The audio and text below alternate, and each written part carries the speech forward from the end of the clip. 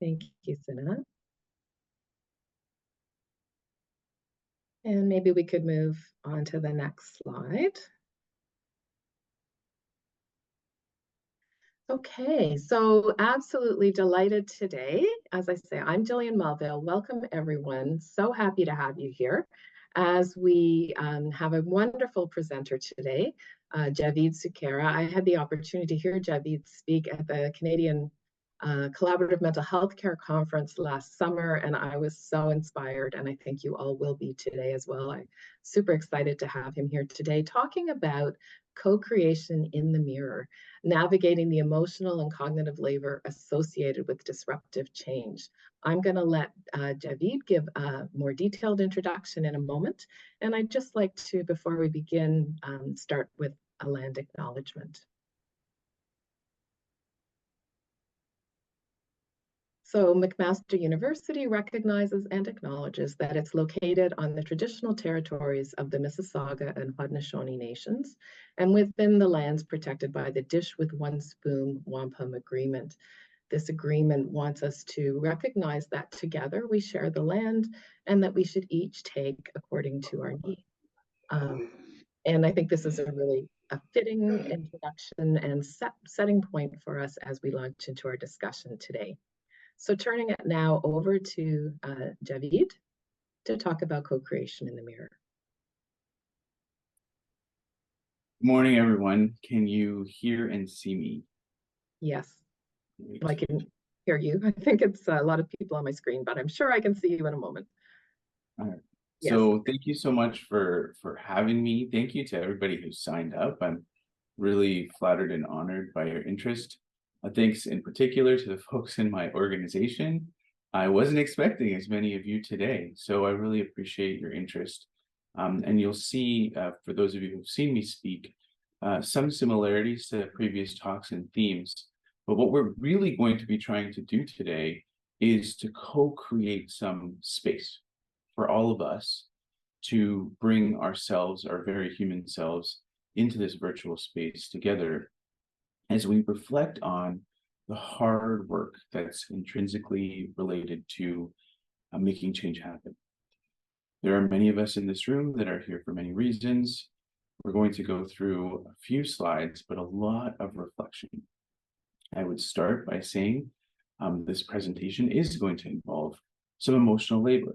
It's going to involve grappling with tension, thinking and reflecting about times that have been distressing or times of adversity for each of you. At any point at all, if you need to, take a break, turn off your camera. If anybody would like to debrief or discuss after the session, you're free to contact me. I'll put my contact information into the chat. The idea is that we are going to try and stretch each other outside of our comfort zone, but we don't want to get to a place where we're in a state of panic or hijack or feeling so distressed that we're too overwhelmed to be able to get constructive learning out of today's webinar. So we'll move to the next slide. Part of recognizing and co-creating a healing space is being radically transparent about the enormous amount of hurt and pain that exists globally at this particular moment in time. I want to start by sharing a few words from the poet Warsan Shire, just to anchor ourselves and to ensure that we're all bringing our human selves into this room. Later that night, I held an atlas in my lap, ran my fingers across the whole world and whispered, "Where does it hurt?" It answered, "Everywhere. Everywhere. Everywhere." The image in the slide is a charcoal sketch drawn by a Pakistani artist who is a poet and uses his art to translate images and words together to convey meaning. This image hangs in my home. It has great meaning and resonance for me because it's a symbol for me of the role of the matriarch in the culture in which I was raised. It is affirming for me to look at it and to invoke it when I give talks like this because of who I am and what my history has involved. I am a child of Canada. I was born and raised in the Greater Toronto area. I lived and traveled in many countries in the world and trained in many countries, returning back to Canada to start my career. And then about 2.5 years ago, moving to the US, where I am now, crossing and traversing so many different borders, spending so much time with different people, but also experiencing some of my own pain has helped me recognize the importance of being able to stand tall and proud, affirm who I am, and as much as possible, be authentically myself. The role that I've played is a role that many of you probably recognize doing this work. I've often felt like I have been a bridge between two parties, two people, and two worlds. In the past few years, I began to realize that when you are a bridge, there are many great things, but you also get your back walked on all day. And I resolved to myself that I needed to be a bridge to my own power and stand tall in my own shoes and stay connected and grounded to who I am as well as what I do.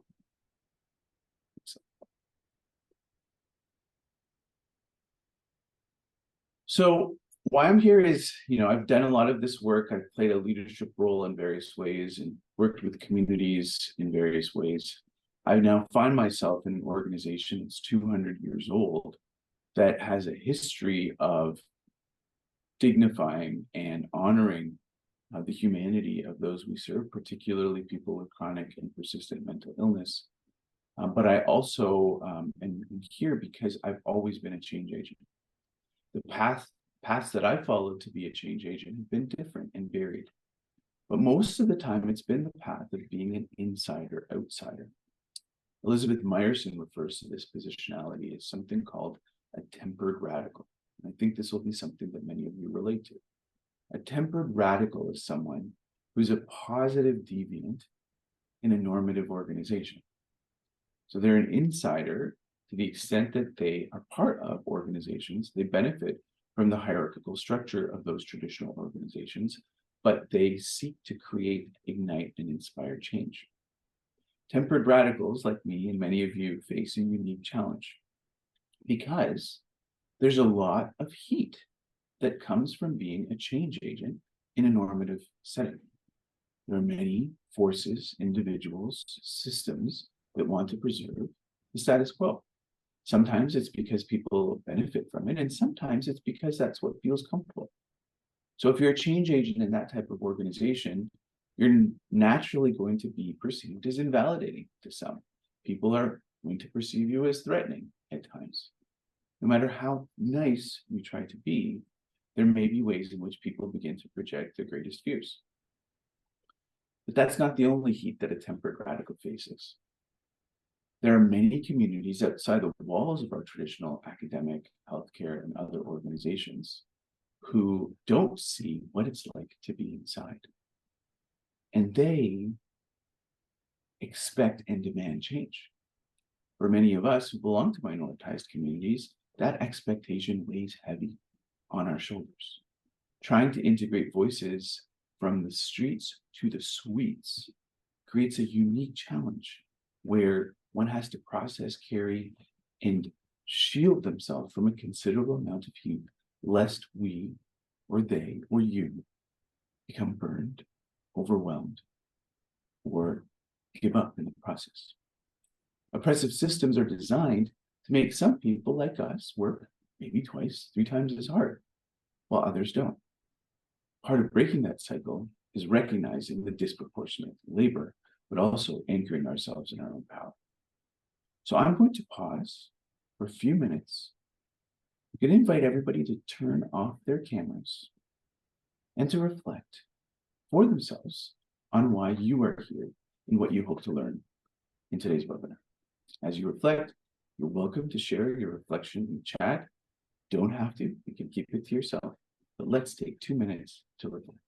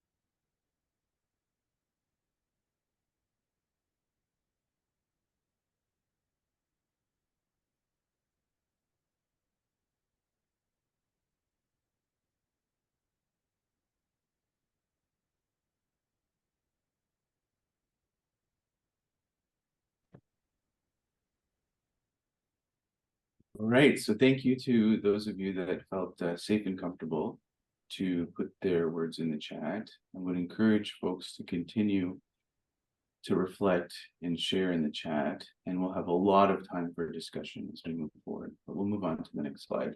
Before we do, one thing I wanted to invoke in the previous slide is the image that I used for this particular prompt.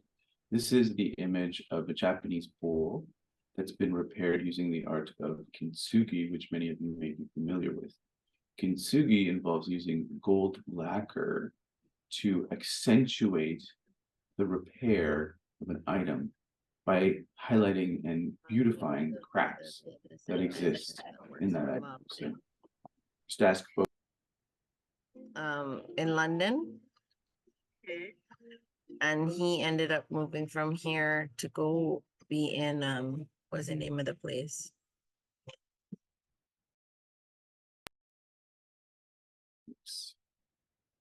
So yeah, the lacquer is part of the symbolism of how we can and should be accentuating and celebrating the places in which we repair and bring ourselves together to become whole. Next slide. So part of why this topic was important to discuss is because when I discuss the work that many of us do in our communities, there are often times that people reach out to me and share the emotional nature of that work. And many times what they describe is akin to the experience of a trauma reaction. Many of us can recognize and acknowledge what a trauma reaction feels like. It usually is part of our fight or flight system, and it usually feels varying depending on who we are. At times when doing this work, particularly when you're working to build trust, something might happen to elicit this response. The response might be physical, sweating, stomach discomfort, poor sleep. I know that sleep is a huge litmus test for me when I'm feeling that degree of stress. It could also be emotional, shock, fear, grief, anxiety, disorientation. It could be manifested as a sense of hypervigilance, a reaction to a conversation, a reaction to language in an email, or the presence of someone else in the room. It can lead to irritability that doesn't make sense to us, but is often witnessed by others close to us in our lives. It can also lead to rumination, repeating the same stress thought over and over and over again. It can lead it to a sense of shame and guilt. Guilt is the feeling that we did something wrong, but shame, which is so ubiquitous in healthcare and health education, is feeling like we are wrong, like something within us might be deficient, flawed, or intrinsically unworthy. And it can also lead to detachment, disconnection, going through the motions, or numbing, which is a very, at times, adaptive way that many of us cope. But there are also behavioral consequences. And I want you to think about the ways in which this happens in the workplace. Avoidance is a very, very common. There are many times where there may be encounters or people or experiences that occur in the work of co-designing, co-creating, leading, changing, working, that we want to lean out, that we want to avoid. This isn't pathological. This is normal. This happens to people every day. It might be a conversation that you're putting off. It might be something you procrastinate. But avoidance is an important thing to lean into, because even though we may be avoiding something because we're scared of it, that avoidance might be perceived by a partner who perceives us as having greater power as judgment or discrimination. They might project into the silence that space creates anxiety or fear. But the other opposite extreme is hyperactivation. It's doing too much, working twice as hard, 3 times as hard, picking things up. And again, although that behavioral activation might be well-intended, it can also be perceived as very invalidating. It can be perceived as patronizing, as gendered, or as racialized. It can be perceived as saviorism. But what it also doesn't allow us to do, sometimes that hyperactivation doesn't allow us to have the hard conversations, because not every problem or dilemma can be fixed. Sometimes, oftentimes, two truths exist, and they're allowed to exist. In fact, we can celebrate that they exist as long as they don't become a distraction. There are also relational aspects of this, and that can be when over time in a relationship, we begin to withdraw, distance ourselves, withhold how we're really feeling, withhold feedback because we're afraid of a person's reaction. Or it can be an unhealthy kind of enmeshment, sometimes referred to as trauma bonding, when relationships simply exist for the purposes of unhealthy venting to one another. Now, healthy venting can be very much a bomb. It can be a tool, a cohesive link that keeps people together. But unhealthy venting is not constructive venting. I think of it sometimes as whining to one another. And yes, there can be healthy whining too. But relationally, sometimes we cope with adversity in our work by a constant sense of complaining or enmeshment, or building relationships with people based on our complaining and enmeshment, rather than our seeking and validating of healthy feelings. Next slide. The way that this often manifests really is in what we see in the workplace as dichotomization. I had a video actually before this slide. So I wondered if we could play that video, or if then I could share my screen.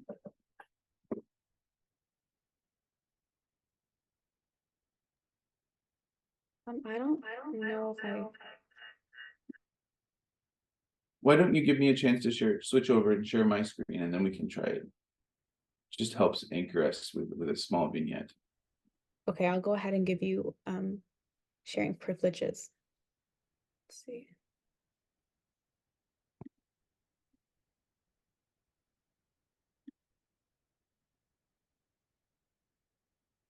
So you would like me to stop sharing? Yes, please. Okay.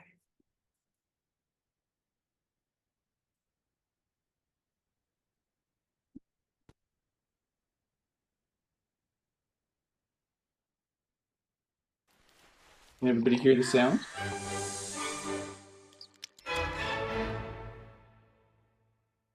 Oh, sorry to interrupt, How many of you are Javeed. We can't blamers? hear the audio. How many of you, when something goes wrong, the first thing you want to know is. So folks did give me a thumbs up when I said if they could hear the audio. Sorry, it's just on my end, my bad. No worries. So if folks could please mute, otherwise we'll have an echo. Whose fault it is. Hi, my name is Brene. I am a blamer. Let me just tell you this quick story. So this is a couple years ago when I first realized the magnitude to which I blame. I'm in my house. I have on white slacks and a pink sweater set, and I'm drinking a cup of coffee in my kitchen. It's a full cup of coffee. I drop it on the tile floor. It goes into a million pieces, splashes up all over me. And the first, a millisecond after it hit the floor, right out of my mouth is this: "Damn you, Steve." Who is my husband? Because let me tell you how fast this works for me. So Steve plays water polo with a group of friends. And the night before, he went to go play water polo. And I said, hey, make sure you come back at 10, because I can never fall asleep until you're home. And he got back like at 10:30. And so I went to bed a little bit later than I thought. Ergo, my second cup of coffee that I probably would not be having had he come home when we discussed. Therefore, and so the rest of that story is I'm cleaning up the kitchen. Steve calls, caller ID. I'm like, hey. He's like, hey, what's going on, babe? What's going on? So I'll tell you exactly what's going on. I'm cleaning up the coffee that spilled all, like dial tone. Because he knows. How many of you go to that place when something bad happens, the first thing you want to know is whose fault is it? I'd rather it be my fault than no one's fault. Because why? Why? Because it gives us some semblance of control. But here, if you enjoy blaming, this is where you should stick your fingers in your ear and do the na thing, because I'm getting ready to ruin it for you. Because here's what we know from the research. Blame is simply the discharging of discomfort and pain. It has an inverse relationship with accountability. Accountability, by definition, is a vulnerable process. It means me calling you and saying, hey, my feelings were really hurt about this, and talking. It's not blaming. Blaming is simply a way that we discharge anger. People who blame a lot seldom have the tenacity and grit to actually hold people accountable, because we expend all of our energy raging for 15 seconds and figuring out whose fault something is. And blaming is very corrosive in relationships, and it's one of the reasons we miss our opportunities for empathy. Because when something happens and we're hearing a story, we're not really listening. We're in the place where I was, making the connections as quickly as we can about whose fault something was.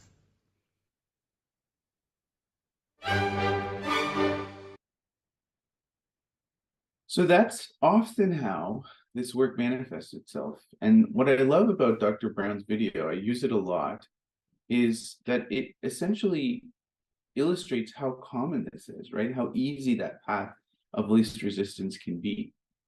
The way that this adversity, this emotionality often manifests itself in our work is through this process of dichotomization, or in psychology, we would call it kind of a splitting defense. What it creates is this sense that we ourselves are well-intended and therefore we're not part of the problem, but that there might be another group of people who just don't get it somehow. This over time can build up, in particular in hierarchical organizations. And for me, it's been very fascinating to watch how it works. An example of this that I'll share from my own career is that I'm a child psychiatrist, and I spent most of my career in a children's hospital where, as a child psychiatrist, I felt I was sandwiched between two worlds. The world of pediatrics, where there was a lot of stigma against psychiatry, but also the world of adult psychiatry, where people didn't really understand what I did. What that often led to, and watching the ways that I watched the best and worst of leaders in that context, was that there were leaders that would build up resentment and reinforce that us versus them thinking, versus leaders who were able to take the opportunity to role model honest and vulnerable conversations that might validate the challenges that exist, the hierarchy, the asymmetry that's actually a natural part of so many of our systems, but also encouraged people to think about what people can do in their realm of influence to actually be a part of co-constructing change. And research really started with the realization that we often fall into these traps, that we end up trying to round people up to try to educate them. And I kept thinking about the amount of emotional and cognitive energy we burn pointing fingers. Another example of this is really the difference between the US and Canada. There are people from both settings right on this webinar today. So I'll share very openly that in Canada, a lot of problems related to inequity have been led to a defense of splitting, because it's not really a problem in Canada, right? It's a problem in America. So it leads to a sense of denialism, as though it isn't a problem. In the US, it can happen with states that might have one political affiliation versus the other. But the reason that this can become unhealthy is because it leads to a lot of counterproductive energy being spent pointing fingers. So as the title of this webinar suggests, what we need to start doing is shifting ourselves when we find ourselves in this posture.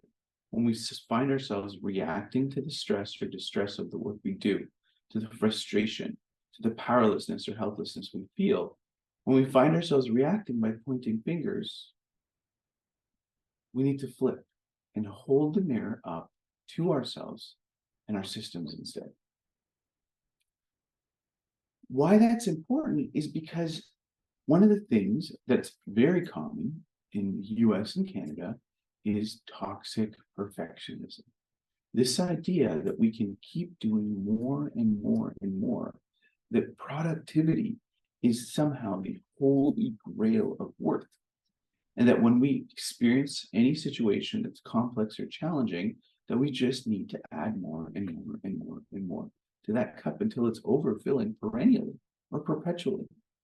This shows up in so many ways. It shows up in FOMO, the fear of missing out, trying to make too many meetings, trying to do too much. But it can also show up in shutting down completely or physically. Shifting the frame requires recognizing and embracing that progress has to take priority over perfection, and that the work of co-creation we will actually suck at way more than we will be excellent at, and that isn't something we should fear or be distressed about, because it's intrinsically part of the beautiful mess that leads to something constructive and productive.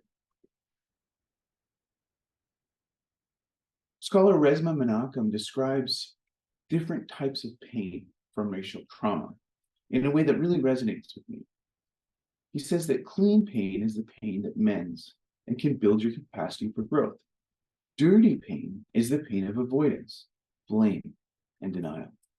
When people respond from their most wounded parts or become cruel or violent, or physically or emotionally run away, they experience dirty pain. They also create more of it for themselves and others. Dirty pain is so alluring. It is like a magnet. It's neurophysiological. Dirty pain leads to doom scrolling, constantly scrolling. It leads to spending a lot of time feeling like we were wronged. And it sometimes can feel healthy. But to spend too much of our time with our dirty pain misses the opportunity to heal from these wounds. And if we take the lessons of many ancestors who have experienced racial or colonial trauma, they embody the idea of the clean pain of transcendence. Clean pain really speaks to how pain does not define who we are, how we can shift narratives from being victims to survivors, and build our capacity for growth and light while affirming our right to joy.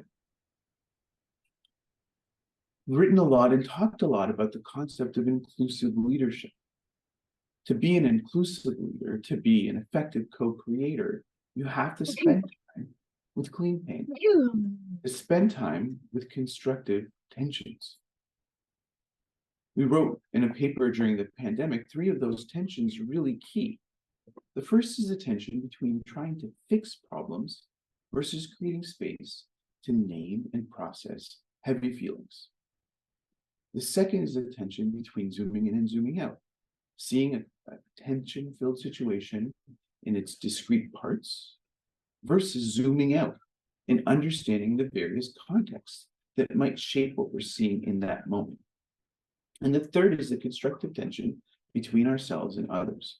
It's recognized that many of us come from a very empathic place, but if all we're doing is pouring into other people's cups without anchoring ourselves in self-compassion, we ultimately won't be able to succeed at this work.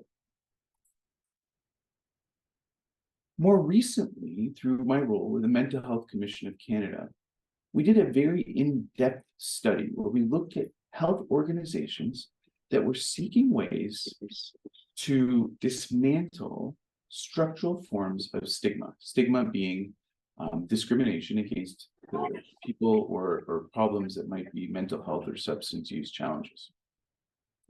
What we initially did was we called for exemplar healthcare organizations. We did a national call in Canada. We had 62 submissions.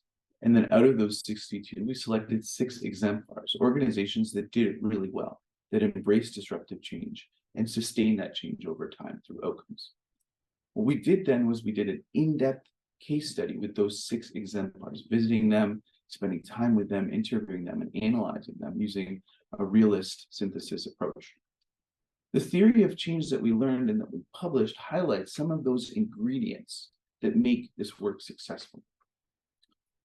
The first really is identifying and ensuring a shared understanding of the problem. If different groups, parties, members even within a same organization don't start really understanding, recognizing, or able to articulate what exactly it is that they're trying to do, they're not going to succeed.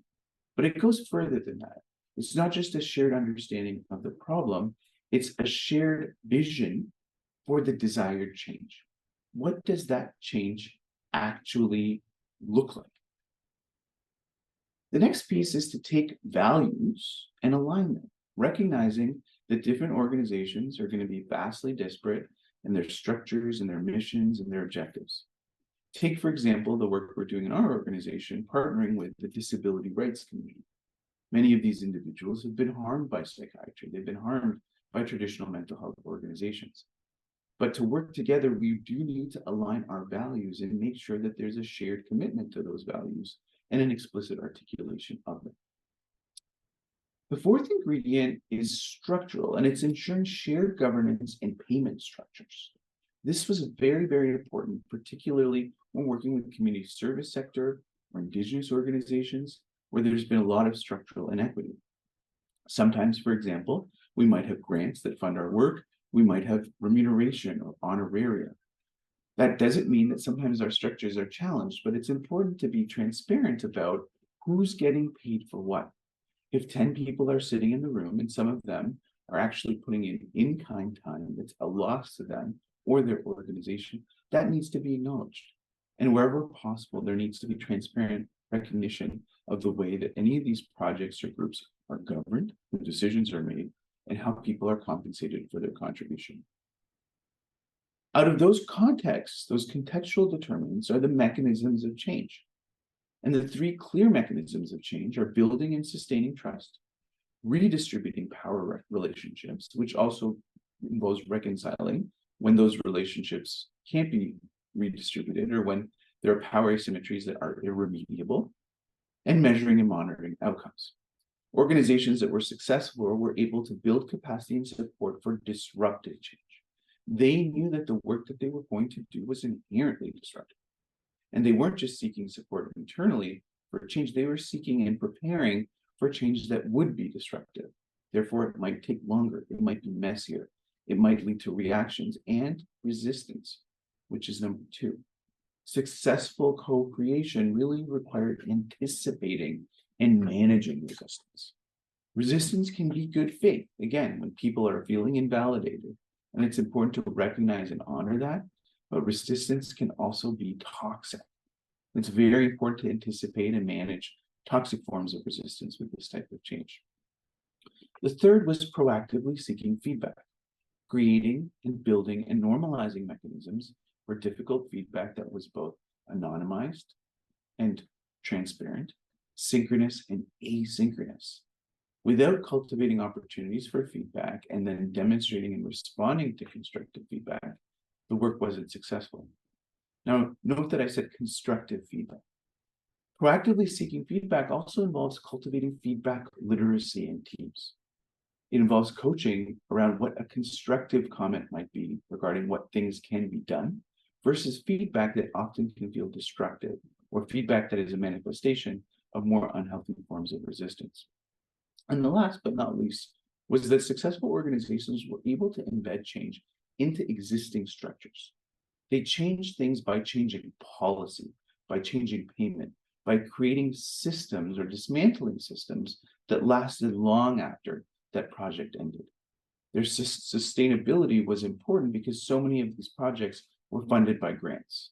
And when grant streams dry up and projects end, that can also erode trust in partnerships with communities, many of whom are looking to partner for more generational terms than the kinds of terms that we have in an academic setting.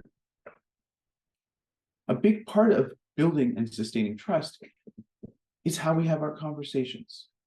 It requires embracing dialogic forms of learning where maybe those outcomes might not be as we need them to be.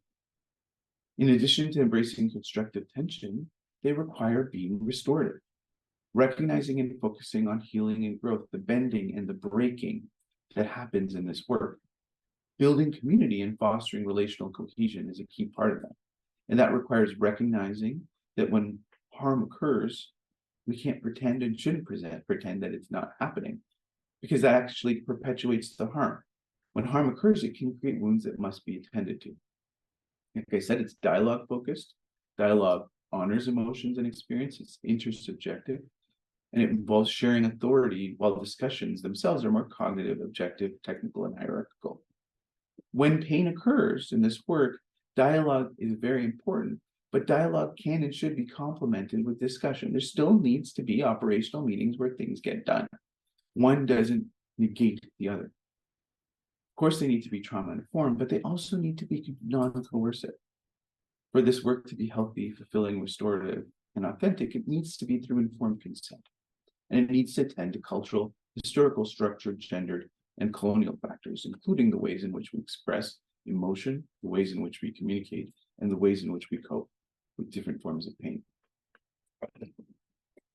I've learned that this work requires embracing what we call the power of the pause.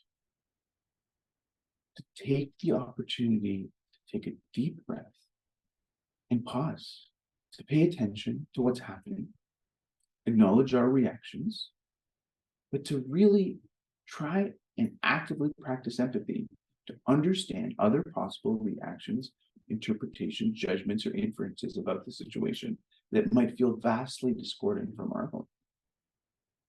But the pause doesn't mean you pause forever. It means that you look for an empowering way to work through that pain, to uplift one another.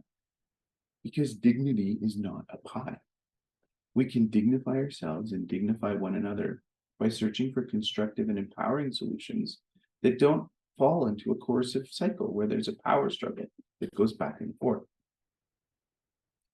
Disrupting us versus them thinking also requires disrupting this idea that it's us versus the system, or it's us versus the organization. All of us are part of systems. We're part of communities.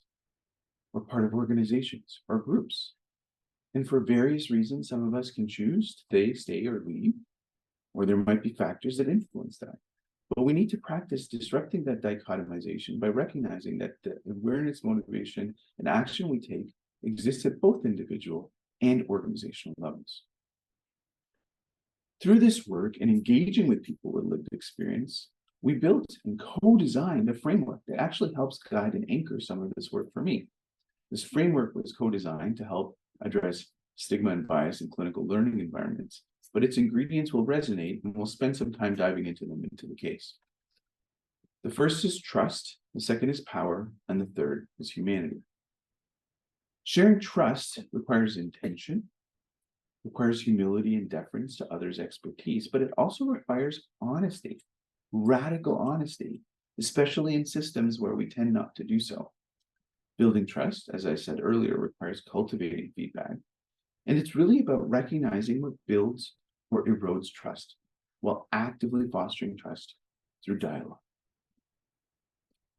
Sharing power requires being attuned to power. In so many of our systems, we don't see our own power. We see the power of others. That's the way our brains work. But sharing power requires recognizing and starting with the assumption that all of us, at whatever level of the hierarchy or system might exist, know as humans and hold both power and vulnerability at the same time in each hand. So sharing power requires increasing knowledge about how power is understood or perceived, and fostering choice or shared decision-making wherever possible, but also acknowledging the irremediable differences that exist in systems without being distracted by them. And that's the hardest part that many of us encounter. There are and will be times, whether for legislative, financial, or other reasons, there may be irremediable differences that exist. But that's something we can acknowledge through radical transparency and work to not become a distraction so that there's informed consent for that work to continue. French and Raven in their work describe matrices of power, recognizing that all of us can hold different forms of power. Sometimes that power is positional, it might be structural, but all of us might have the power of influence. We get to shape the tone that we see. We get to be role models by focusing on how we exemplify that kind of humble, deferential leader by inspiring others. And that's something that all of us can do. And the third component is sharing humanity. It means bringing our authentic selves. It means role modeling vulnerability and humility. And it's achieved through strategic self-disclosure, by actively practicing self-compassion, by attending to our own vicarious trauma and recognizing that if someone on our team is in pain, that our job is to spend time with them in their shadows, to sit with them in their dark place and validate that they're not alone.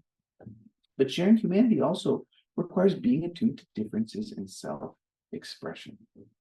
Like I said earlier, some of us might check in, some of us might check out.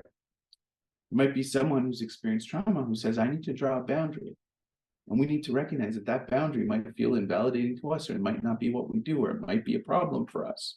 But there might be differences in the ways in which each of us express and experience emotions.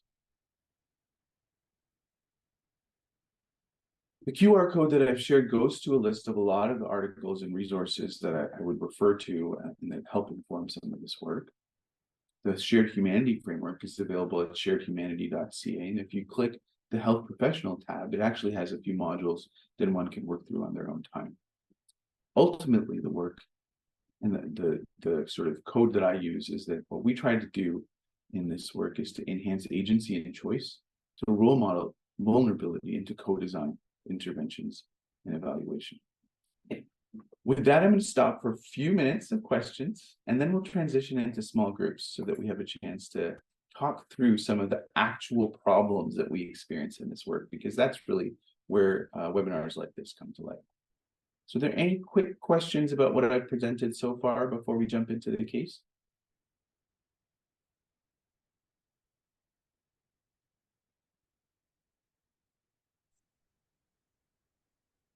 Well, if there aren't questions, then let's just take a deep breath, kind of reset ourselves. I've presented a lot of material. There's a lot to absorb, a lot to reflect on. So let's just pause for ourselves, re-anchor ourselves. And what's going to happen next is that we're going to break into smaller groups of about 8 to 10. Zoom breakout rooms can sometimes fall flat, but we're hoping that won't happen. We're hoping all of you will be energized enough to participate. What we'd like to do is encourage you in your small groups to actually work through the case example. You can bring in elements of different cases. Start always in your groups by quickly introducing yourself so everybody knows who everybody is. If you can, keep your cameras on. If you can't, just let folks know. The small group discussion will go on till about 10 o'clock. So we have plenty of time to dive into it. The case itself will be in the Jamboard link that will be shared. It is an open Jamboard, so hopefully you won't need to log in or have any issues with it. But what I'm also going to share is the text of the case in the chat right now, just so that people have it and have an opportunity to take a picture of it if needed. The case involves considering the example of a conversation among an academic or healthcare organization where there's an organizational members, a research team, and a patient partner. They work together for a few sessions, build trust, and agree on the idea of a joint learning seminar. So learning together. But during the seminar, the speaker makes comments that the patient partner finds markedly offensive, harmful, and leads to a sense of mistrust. The patient partner does not attend the next meeting, and they stop responding to emails and calls. In your small groups, I'd like you to consider the perspectives from the organization, the research team, and the partner, and consider the 3 tenets of shared humanity: sharing trust, sharing power, and sharing humanity. So we'll break out and see you shortly.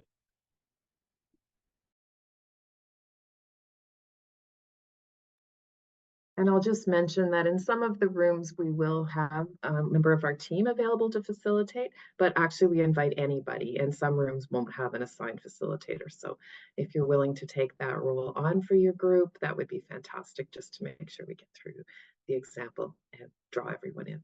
Thanks. Welcome, everyone. Thanks for coming back. We had the mass exodus before the breakout rooms that happens sometimes in these Zoom meetings. And so you're always recalibrating numbers. So we did some shifting just to get 3 solid groups. I was muted and camera off listening to one of them. And so I heard a bit of the discussion. But with the time that we have, I thought it was better for us to come back because we are a smaller group to really lean into the complexities of some of these challenges. And I'm just going to pause and invite folks to both share what's challenging about the case dilemma, but also what's challenging about the work, questions, dialogue, really just open it up for people to bring their voices into the larger room. Maybe we'll start with the case. Yeah, go ahead. I'm just going to jump in because our conversation, we were in the mid conversation and we got cut off and brought into the breakout room. And I'm going to try to represent this, but my group will help me. Just talking about, sometime if you're the patient partner, you may have experience of trauma, re-traumatization that's happened in the system, and just how difficult that is. Building trust takes time, and it takes a second to have that destroyed, and sometimes feeling like you're the only one. I heard that a little bit of, I may be the only representative in that group, and some of the challenges that presents. And again, I hope my group can kind of jump in and add, but we just started talking about really the delicate, I think, relationships that are there, and the importance of honoring, I think, where people come from, and recognizing that, when people come from a different perspective, lived experience, epistemology, that might be quite different than, the expectations of other people in the team. And speaking about expectations, we're coming from a research perspective, we were talking about timelines, and one of our group members, Prachi, she said it really well, where it's this tension between expected and real timelines that people are facing in those situations. And I wrote that down because that really hit for me, Prachi. So yeah. Alifa, did I pronounce your name correctly? It's Alifa, but that's okay. Alifa, my apologies. No worries. I guess to kind of go off of what you said, Sandra, I do a lot of patient partnership type of engagement work in different areas, different spaces. And something that I always kind of I'm aware of sometimes is that there's a certain level of trauma that we all kind of carry and walk with. But not only, if I'm telling my story, not only am I aware of the trauma that I'm, either in some way, in some way reliving, but I'm also aware of the way that I'm telling my story. So I'm hoping not to traumatize others. And I'm also kind of aware of the fact that even within my own trauma, the traumas that I'm sharing, I could be traumatizing someone else. And those other people who are by default in the work that we're doing, there might be some trauma happening in engaging within the group by the work that's being done.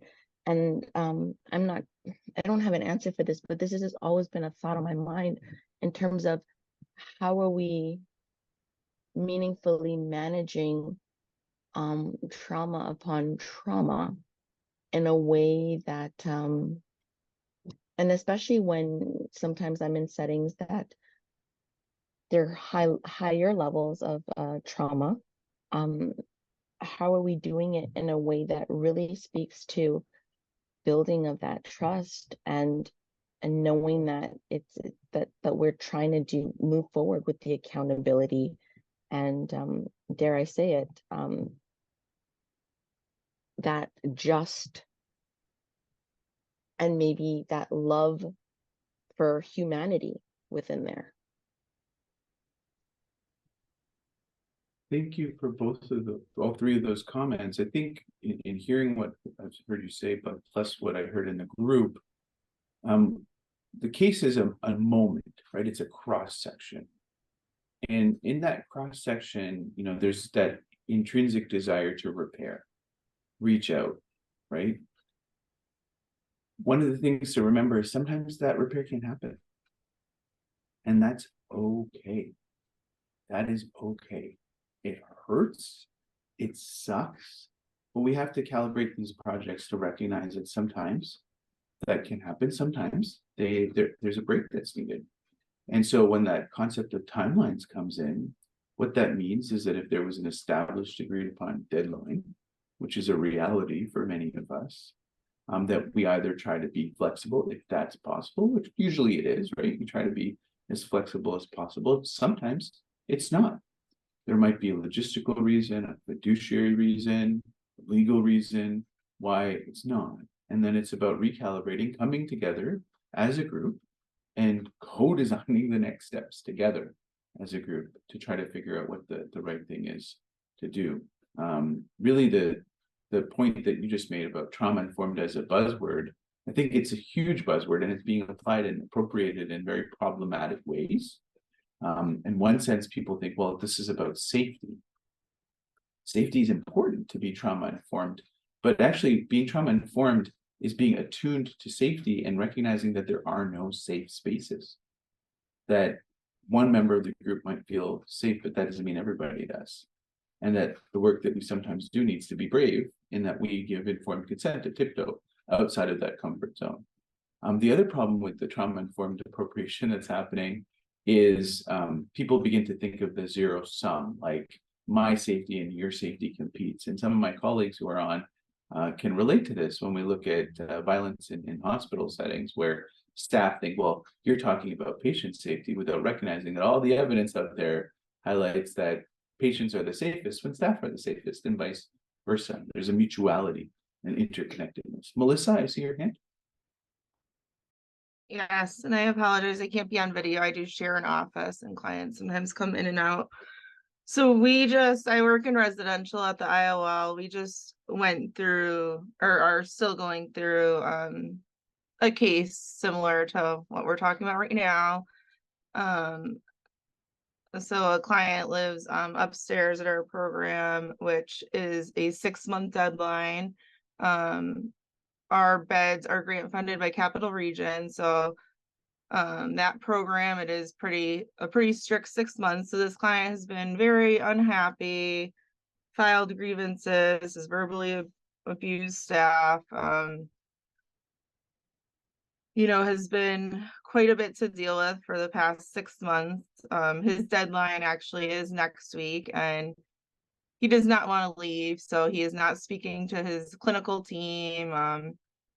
He's not speaking to most staff. He's only speaking to, I think right now, myself and our cook.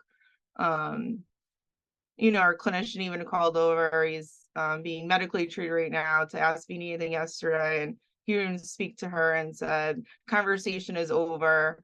So it has been a lot for the staff. We've had a lot of learning experiences from this, but I agree, Dr. Sukhera, with a lot of what you're saying. We did really try everything to help him, and we're unsuccessful. A lot of people did feel defeated. A lot of people didn't feel like coming to work even because they didn't know what kind of treatment they were going to get from him day to day. I'm personally exhausted from dealing with him because it's every day. I'm kind of the one that has to be the one to tell him things because he won't listen to anyone else. So it has been a lot, and something we've dealt with other clients being disrespectful and rude before, but not really to this level. And I think a lot of staff did feel very sorry for the client because he does deal with depression, and I think he's actually afraid to live alone. And he won't even, so his team is trying to, and his conservator trying to help him find housing. He won't even let anyone help him. So the plan, still, we don't even know what the plan is. So I just wanted to share. Yeah, thanks for bringing that real life thing into the room. And I think that the most poignant thing for me is when you said, Melissa, that he's afraid to live alone. This pain is rooted in something very human and real. It's just manifesting in at times what feels like a very destructive cycle. The other thing that came up also was this idea of preempting this. So part of that is at the outset of a project or at the outset of a partnership, when a team comes together, to be able to say, we are going to mess up. People will be potentially offended. There will be feelings. And there may also need to be boundaries that we each set with each other. Let's talk about how we're going to navigate that and what our individuated preferences might be to support each other in this work before that even happens. That can also serve to create a sense of trust and cohesion before the team gets together, and then preempt, right? Be prepared for the disruption, be prepared for that to take place, while reconciling that sometimes no matter how prepared you might be or how much work you might engage that there are going to be times that the repair can't happen, but that the work can still continue as a collective. Other thoughts, comments, questions, dilemmas? Are there challenges? Did the first portion of this provoke like, but I can't do this because this or that? What are people's thoughts and feelings?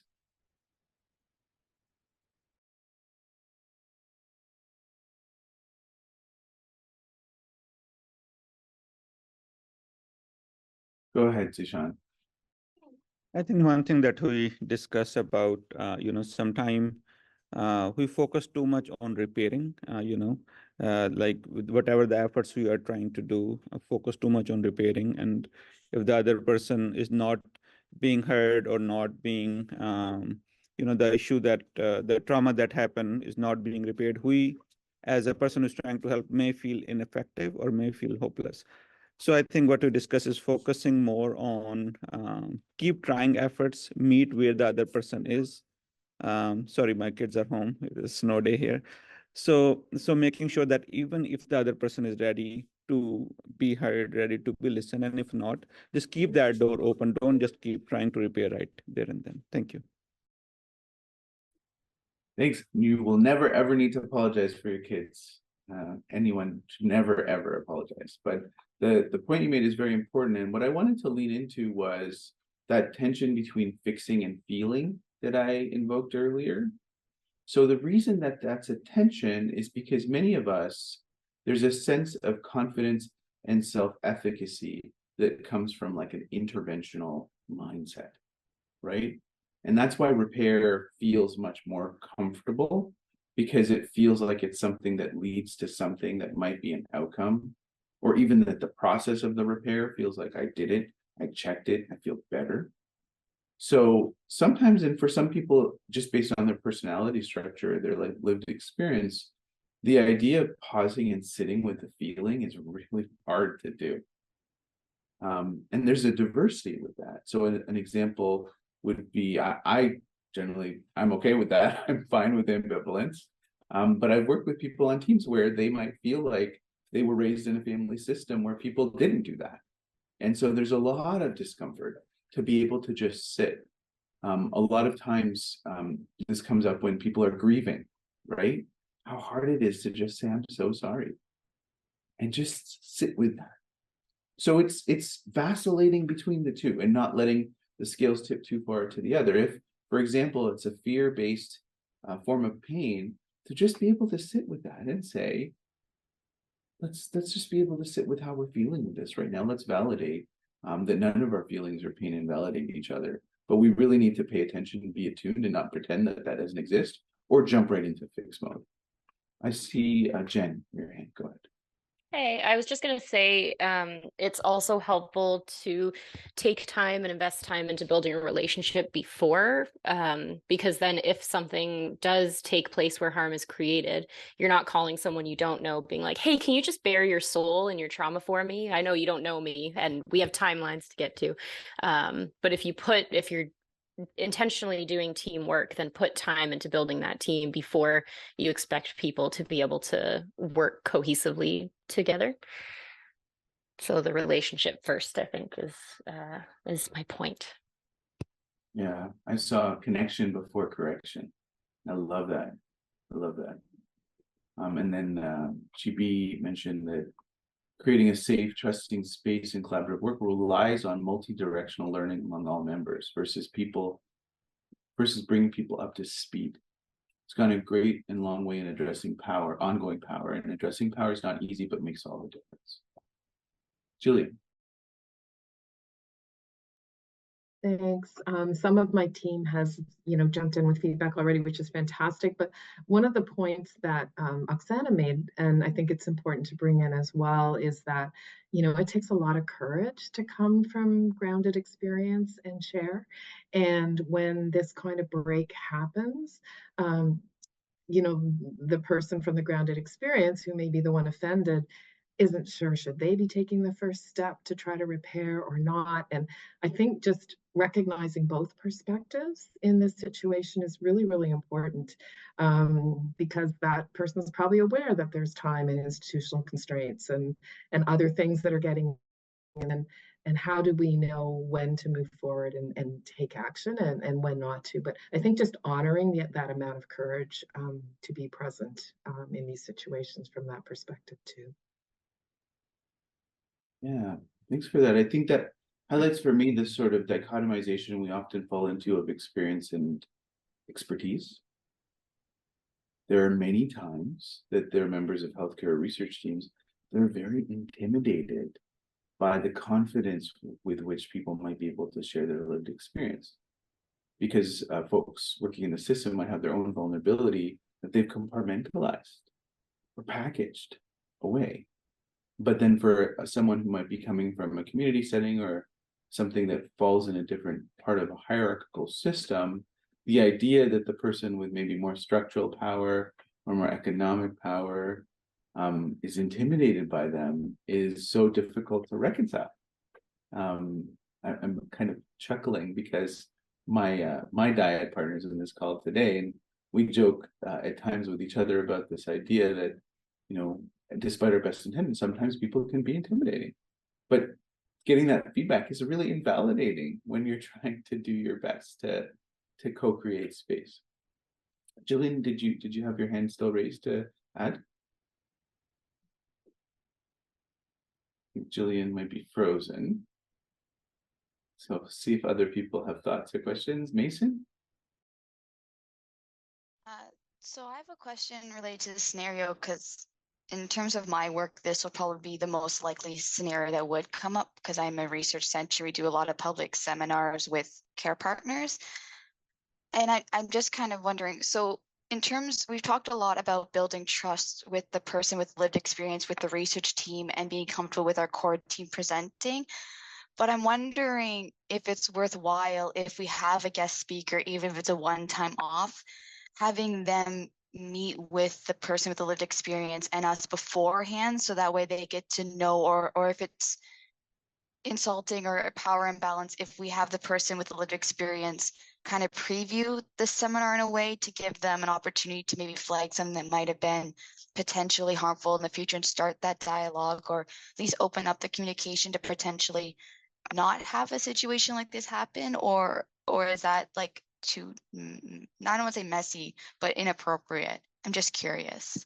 Yeah, I think that's a great question, and welcome other people's thoughts. I think that the challenge there is that does in some ways create a disproportionate amount of labor for the person with lived experience on the team. So, you know, my suggestion, and again, I welcome others, would be rather than to have it with that person on the lived experience, if there's time and there's ways to build in the mechanisms, to make sure that there's a pre-meeting with the speaker where there's an open invitation to kind of check in and say hello for everybody in the team, if that's possible. Sometimes that's not possible. If that's not possible, then have one or two people meet with the speaker and make sure that they have a few minutes and they're oriented to the project and the team members and the things that might be happening that are more unseen to an outsider to the group.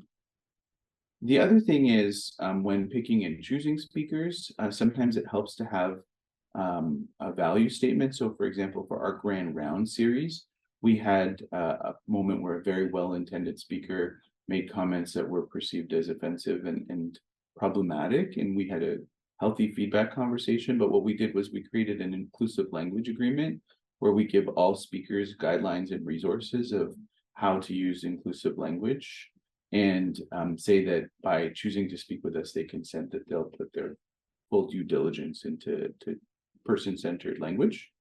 And then we want to invite input into that inclusive language agreement from the whole group to make sure that it reflects the group. But that's another way to preempt it so that there's a very transparent set of good faith effort to ensure that if it's an outsider to the group, that they are oriented to the values of the group.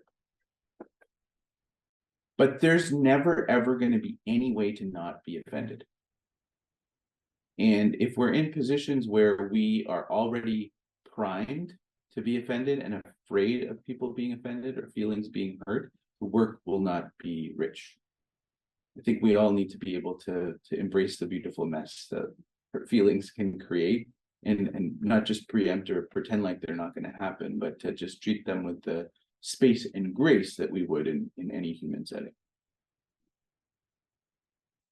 So we have 3 more minutes. I think, Jillian, you're unfrozen now. You froze there for a bit. Don't know if you had any sort of closing comments, if there's any additional questions before we close things out. And I'll put my email address in the chat if anybody wants to keep in touch.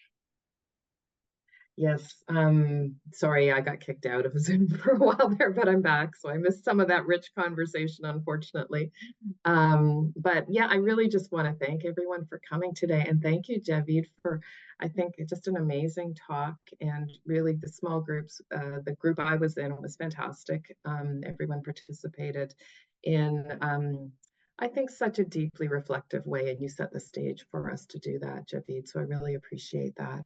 I know I learned a lot, and I just really want to encourage people to stay connected. Sinat, I don't know if you want to share the slide, and we do have a bit of a post event feedback survey link that you could either put that in the chat, Sinat, or share the slide would be great.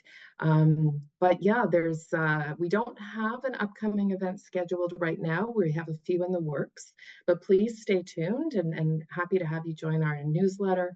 And if you have suggestions, we'd be really happy to hear them for upcoming webinars, topics that are burning issues for you.